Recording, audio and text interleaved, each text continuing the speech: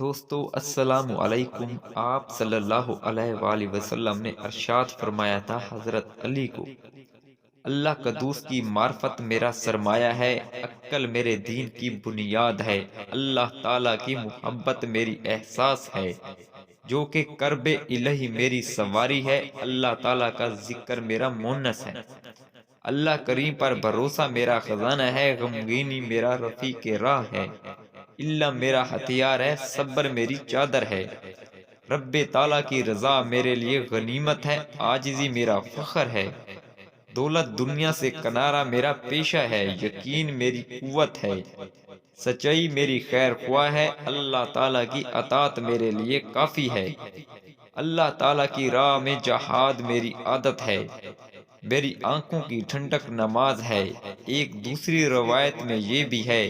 میرے دل کی بہار اللہ کریم کی یاد ہے،